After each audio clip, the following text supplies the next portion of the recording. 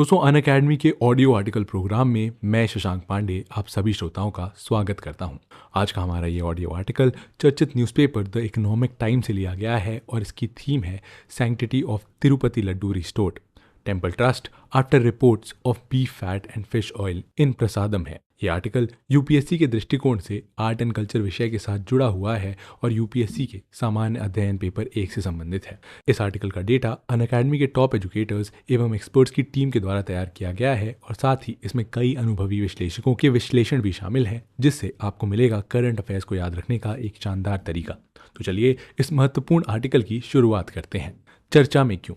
दोस्तों हाल ही में आंध्र प्रदेश में स्थित तिरुपति मंदिर के द्वारा अपने दैनिक प्रसाद यानी प्रसादम में जानवर की चर्बी होने का दावा किया गया, जिसके बाद ये विषय देश भर में चर्चा का विषय बन गया। ये दावा आंध्र प्रदेश के मुख्यमंत्री श्री चंद्रबाबू नायडू के द्वारा किया गया था। उन्होंने कहा कि पिछली सरकार में तिरुपति मंदिर में मिलने वाले प्रसाद में घी की जगह जानवरों की चर्बी और मछली के तेल का इस्तेमाल किया जा रहा था।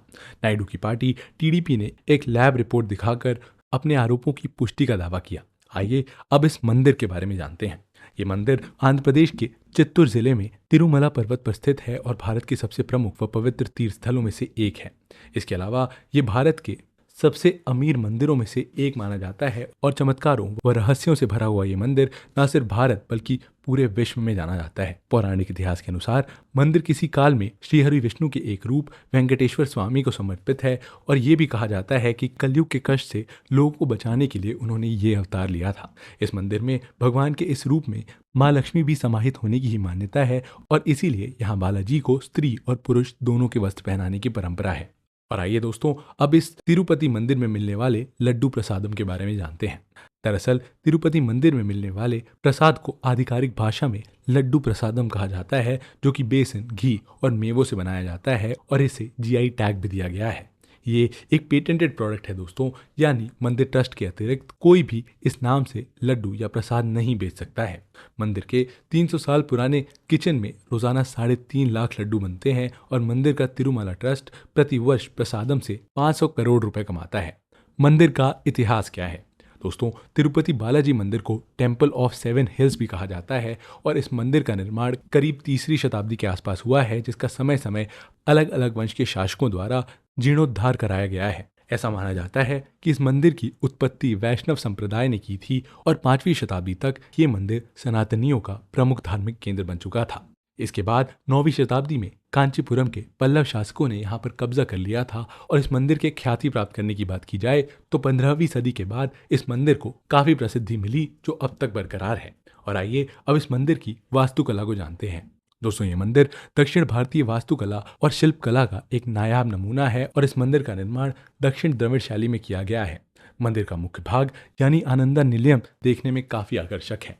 आनंदा निलयम में भगवान श्री वेंकटेश्वर की 7 फुट ऊंची प्रतिमा विराजमान है, जिसका मुख पूर्व की तरफ बना हुआ है। गर्भगृह के ऊपर का गोपुरम पूरी तरीके से सोने की प्लेट से ढका हुआ है और मंदिर के तीनों परकोटों पर स्वर्ण कलश लगे हुए हैं। मंदिर के मुख्य द्वार को पड़ी कवाली महाद्वार भी कहा जाता है, जिसका एक चतुर्भुज आधार है। और दोस्तों मंदिर के चारों तरफ परिक्रमा करने के लिए एक परिक्रमा पथ भी है, जिसे सपांगी मंडपम, सुलवा नरसिंह मंडपम, प्रतिमा मंडपम, ध्वज स्तंभ मंडपम, तिरुमला राय मंडपम आदि कई बेहतरीन एवं सुंदर मंडप बने हुए हैं। और दोस्तों आइए अब इस मंदिर से संबंधित कुछ रोचक तत्वों को जानते हैं। दोस्तों हर गुरुवार को तिरुपति जी का चंदन श्रृंगार किया जाता है और जब ये चंदन लेप हटाया जाता है तो मूर्ति के हृदय के पास माता लक्ष्मी की छवि उभर आती है। ऐसी मान्यता है कि माता लक्ष्मी बालाजी में ही समाहित है और इसीलिए प्रतिदिन मूर्ति के श्रृंगार के समय नीचे धोती और ऊपर साड़ी पहनाई जाती है। तिरुपति बालाजी की मूर्ति एक काले पत्थर से बनी है, जो देखने में जीवंत मूर्ति दिखाई देती है और गर्भगृह का वातावरण काफी ठंडा रखा जाता है, लेकिन उसके बावजूद भी मूर्ति पर पसीने की बूंद उभर आती है। मान्यता है कि बालाजी को अत्यधिक गर्मी लगती है, जिससे उनकी पीठ हमेशा नम रहती है। और आइए अब जरा एक प्रश्न को देखते हैं।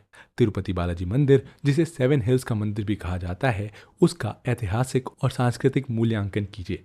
इस मंदिर की उत्पत्ति और विकास में वैष्णव संप्रदाय की क्या भूमिका थी और इसके अलावा मंदिर की प्रसिद्धि में 15वीं सदी के बाद के कारकों का विश्लेषण कीजिए। धन्यवाद।